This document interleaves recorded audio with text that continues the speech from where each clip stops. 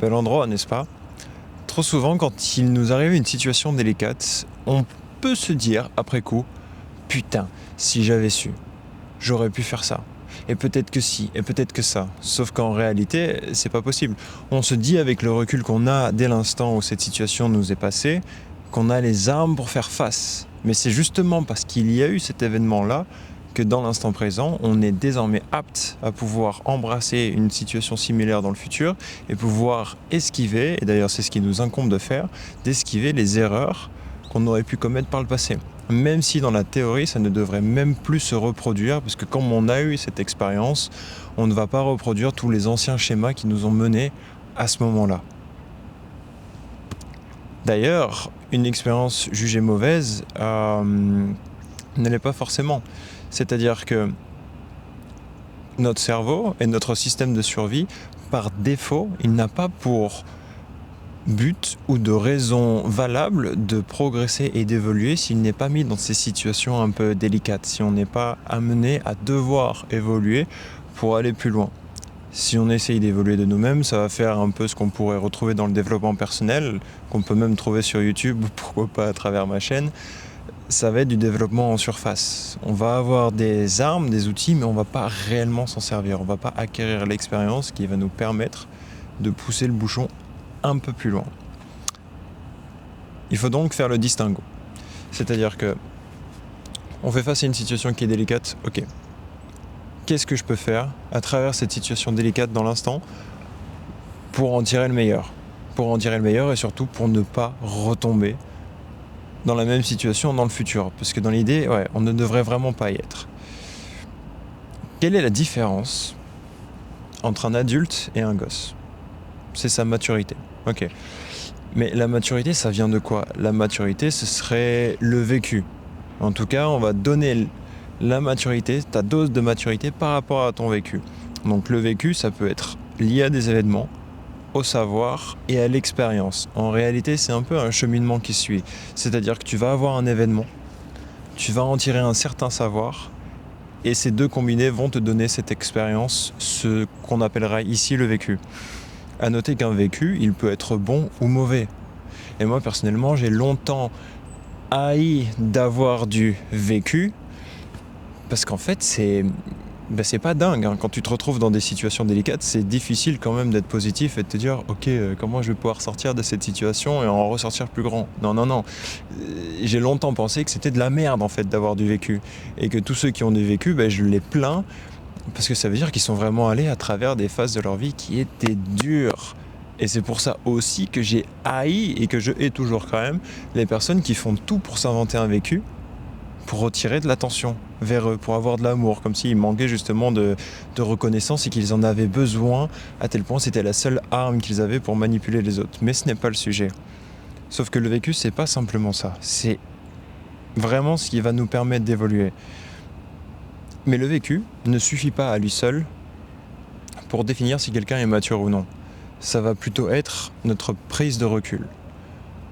Comment on va faire face à un événement? Donc sur le moment, ça va être très compliqué d'en tirer une leçon grandissante parce qu'on va souvent réagir à l'émotion. C'est notre conscience, on est comme ça, c'est un peu compliqué de faire autrement. Mais après coup, est-ce qu'on va rejeter la faute sur autrui? Est-ce qu'on va se dire ok, j'ai le pouvoir finalement de changer les choses, ou mieux encore, j'ai la responsabilité de ce qui arrive maintenant? Là où tu portes ton attention, c'est là où là où tu portes ton attention, c'est là où la réalité est. Je sais pas si c'est très français, mais on va le laisser. Là où je vais en venir, c'est que si tu rejettes la faute sur quelque chose d'autre, tu n'auras jamais le pouvoir de changer les choses par le futur. Et ça va te réarriver jusqu'à ce que tu apprennes ta leçon et que tu puisses finalement tirer les bonnes conclusions pour pouvoir itérer de la bonne manière si jamais ça arrive. Ce que tu penses devient ta réalité. Si tu te penses être impuissant face à cette situation, tu le seras toute ta vie. Par contre, si tu dis « Ok, c'est de ma faute. Ok, j'ai fait ceci. Ok, j'ai fait cela. Ok, j'en suis à ce stade-là. C'est parce que j'ai fait ceci. » Tu prends la possibilité de changer le comportement en toi qui t'a mené à cette situation.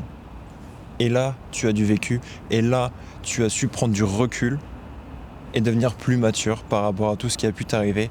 Et là, une situation qui est dite mauvaise devient tout de suite plus positive. En tout cas, te prépare à un meilleur futur. Donc comment tu fais ça ? Faut élever sa conscience. Faut être apte à se remettre en question. C'est moi qui dis ça. C'est très compliqué. Mais bon, à force de faire face à des situations où tu es dans la merde, très concrètement, par ego ou par même si c'est, tu vois, pas forcément de ta faute, mais autre chose, et que par contre ça crée des comportements chez toi que tu ne veux pas reproduire, il faut vraiment être en mesure de faire une certaine introspection pour agir dessus. Se dire, ok, ça j'aime pas ça chez moi, ou ça j'ai agi de cette manière-là et je ne l'aime pas. Admettons, franchement, ça pourrait être quelqu'un qui va te mentir. Selon comment tu réagis, ça peut aussi montrer une certaine insécurité chez toi. Parce que si tu es complètement confiant envers toi-même, si on te ment, en fait c'est pas grave, parce que toi tu sais ce que tu as à offrir, tu sais ce que tu devrais recevoir, et tu vas passer à autre chose. Bon, ça c'est un exemple, il y en a énormément, mais ce sera toujours très important de pouvoir se remettre en question, peu importe la situation, pour se dire, ok, admettons si on prend quelqu'un qui t'a menti une fois de plus, à quel moment tu lui as donné ta confiance, et à quel moment c'est devenu un problème. Ou alors, à quel moment lui avoir donné ta confiance dans tous les cas de figure est un problème. Tu as le droit de faire confiance aux gens et je t'invite même à le faire en fait. Ça permet de développer des relations qui sont un peu plus que simplement superficielles. Et si on te ment, c'est pas grave. Mais il faudra pas par contre reproduire une même erreur avec une même personne qui t'amènera à une situation similaire. C'est là où ton vécu te sert comme arme. Donc n'oublie pas, ton attention, c'est ta réalité. C'est tout ce qui compte. Si tu fais ça, je pense que tu es amené à avoir de bons changements dans ta vie, du moins je l'espère. Personnellement, c'est ce que je m'efforce de faire le plus possible, c'est pour ça que je te fais cette vidéo et aussi parce que j'ai pu parler de ça avec un ami longuement. Et même si c'est un sujet qui paraît assez évident quand on en parle, on ne l'applique pas forcément. Et je t'invite vraiment à le faire, c'est très très fort. S'imposer des responsabilités sur tout ce qui nous arrive, ou en tout cas reconnaître de manière la plus objectif possible ce qui est possible de changer par rapport à une situation donnée, qu'on soit responsable ou non, et on en sera toujours sorti grandi. Je te souhaite une magnifique journée. Je sais pas si tu entends l'ambulance. C'était César. Ciao ciao. Ouh. Hey. J'ai failli me prendre la branche. En vrai, je suis content parce que c'était littéralement la première prise. Attends, comment je peux régler un peu mieux l'ouverture ? Bon, c'était très bien comme ça. Première prise, j'ai un peu bifurqué.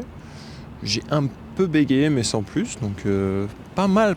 Ouais, c'est ça un peu le côté vrai. C'est fais du développement perso. Je fais du développement perso pour moi. Et j'estime que si je fais des choses qui peuvent m'aider, ça peut aussi aider quelqu'un d'autre.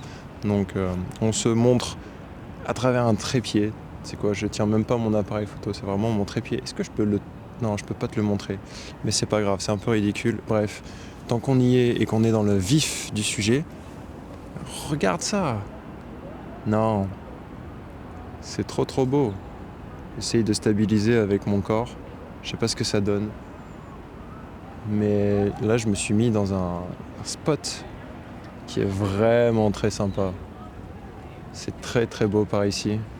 Complexe étudiant.